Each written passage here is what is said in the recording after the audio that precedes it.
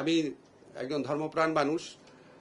যখন আপনার রাতে একা থাকি, সবসময় দোয়া করি আল্লাহর কাছে যে আমাকে যে সুযোগটা দিয়েছে ছাত্র জনতার গণ আন্দোলন অভ্যুত্থান, আমি যেন অনেস্টলি আরো কাজ করতে পারি।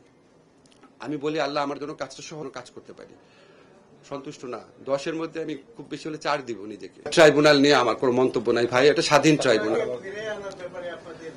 উনাকে ফিরে আনার ব্যাপারে আমরা, এটা তো ট্রাইব্যুনালের মতামতের ভিত্তিতে, আমাদের এক্সট্রাডিশন ট্রিটি আছে, ট্রাইব্যুনালের মতামতের ভিত্তিতে আমরা এই এক্সট্রাডিশনটা চাবো।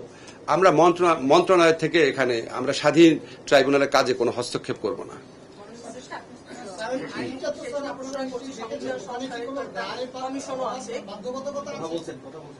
হ্যাঁ, কোনটা?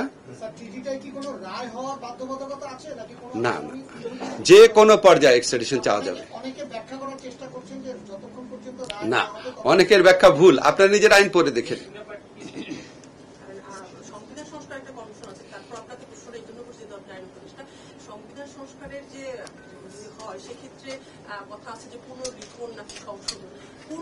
No comment. এটা সংবিধান প্রক্রিয়ায় সংবিধান সংস্কার কমিশন সাজেস্ট করবে, আমার এখানে কিছু বলার নেই।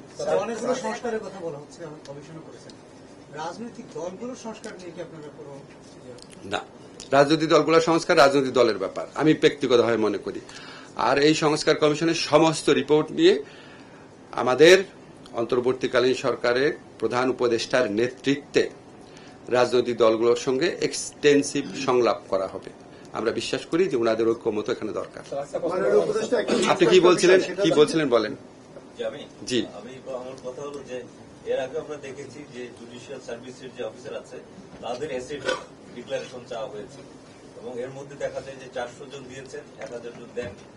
কিন্তু এই যে অ্যাসেট ডিক্লারেশন নেওয়া হচ্ছে, নেওয়ার পরে কি ঘটে এবং এটার অ্যাকশনটা আমরা দেখতে পাই না। সেক্ষেত্রে আপনাদের পরিকল্পনাটা কি? আমাদের প্রাথমিক পরিকল্পনা আছে, এটা আসলে আমি এখন বলতে চাচ্ছি না, বললে আমি যা করতে চাচ্ছি সেটা ব্যাহত হবে। তবে আপনাদেরকে বলি, আপনারা যারা এই সমস্ত কাজ করেন, আপনার যদি কোনো সাজেশন থাকে প্লিজ আমাকে সাজেস্ট করেন। কারণ আমার হয়েছে কি, আমি চাই না, আমাদের অনেক বিচার বিভাগীয় কর্মকর্তা আছেন, অনেক অনেস্টলি কাজ করেন। ব্যক্তিগতভাবে আমি আমার ছাত্রদের, আমার পরিচিত অনেকে চিনি, এত স্বল্প বেতন